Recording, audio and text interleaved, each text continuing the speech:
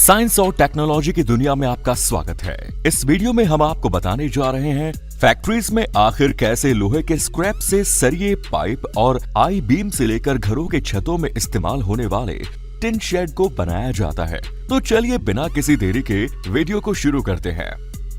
लोहे या स्टील की कुछ भी चीज बनाने के लिए सबसे पहले फैक्ट्रीज में लोहे के स्क्रैप को लाया जाता है। लोहे के स्क्रैप में पुराने लोहे के सामान और लोहे के कई तरह के टुकड़े शामिल होते हैं। फिर लोहे के स्क्रैप को वर्कर्स द्वारा एक ट्रॉली में लोड किया जाता है। फिर लोहे के स्क्रैप से भरी इस ट्रॉली को एक बड़ी सी फर्नेस तक लाया जाता है। यहाँ इस ट्रॉली से स्क्रैप को काफी सावधानी से इस फर्नेस में डाल दिया जाता है। ये मेल्टिंग फर्नेस लोहे के स्क्रैप को पिघलाने का काम करती है। इसमें फर्नेस के अंदर इस स्क्रैप को मेल्ट होने तक गर्म किया जाता है।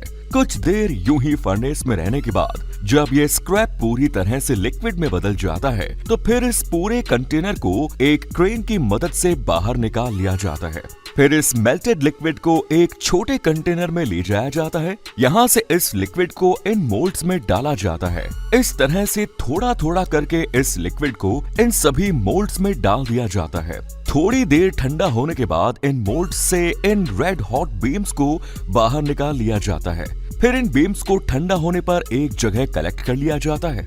इन बीम्स की मदद से ही अब लोहे के सारे प्रोडक्ट बनाए जाते हैं। अब लोहे के इन बीम से सरिया बनाने के लिए इन्हें एक कन्वेयर बेल्ट पर रखा जाता है। यहाँ से ये कन्वेयर बेल्ट इन्हें फर्नेस में ले जाता है, जहाँ इन बीम्स को रेड हॉट होने तक गर्म किया जाता है। 3000 डिग्री सेल्सियस टेम्परेचर पर गर्म होने के बाद जब ये बीम पूरी तरह से लाल हो जाता है तो इन बीम्स को एक एक करके अलग बाहर कन्वेयर पर डाल दिया जाता है। यहाँ से ये बीम आगे लगी डाई मशीन से गुजारा जाता है, जिससे ये बीम पतला और लंबा होता जाता है।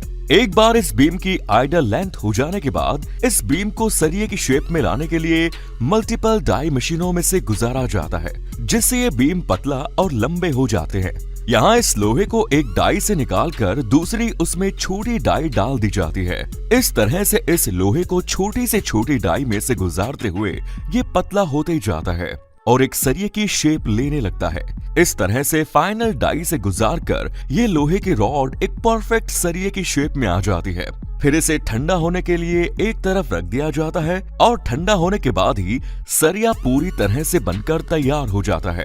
और स्टील के इन्हें बीम को गर्म करके और भी कई तरह के लोहे के उत्पाद बनाए जाते हैं, जिनमें इस तरह के स्टील वायर भी शामिल हैं।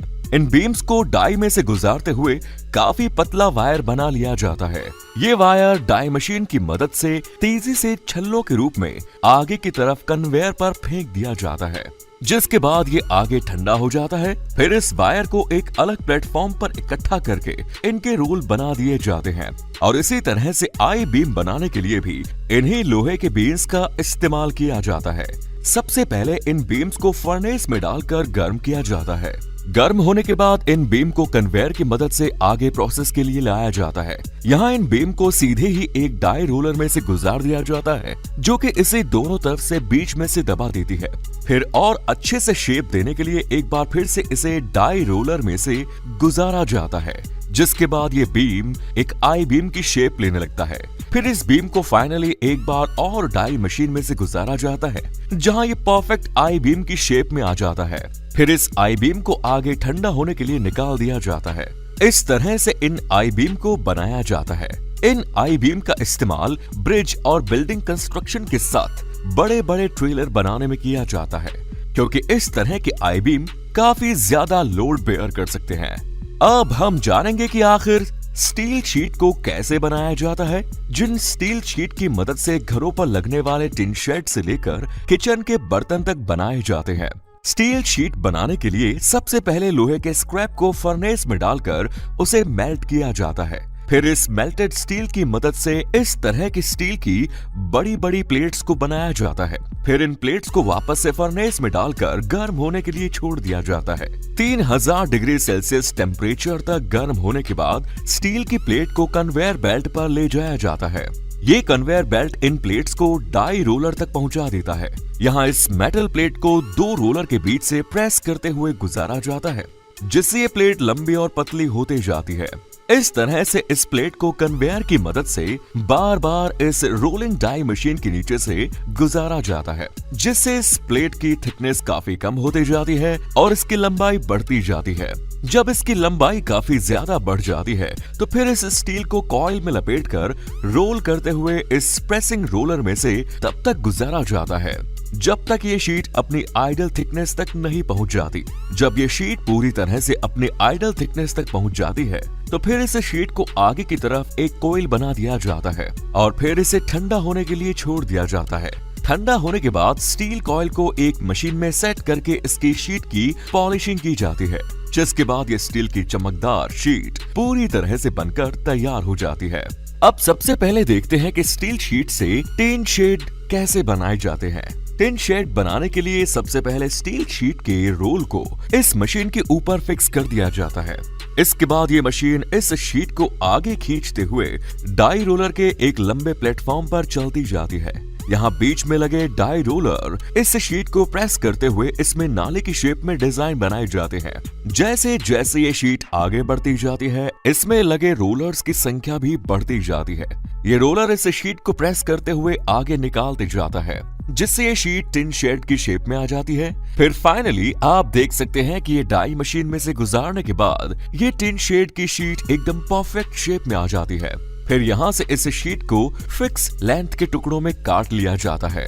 अब हम जानेंगे कि इन स्टील शीट की मदद से गोल और स्क्वायर पाइप्स को किस तरह से बनाया जाता है। इसमें सबसे पहले स्टील की कॉइल को एक प्लेटफॉर्म पर सेट कर दिया जाता है।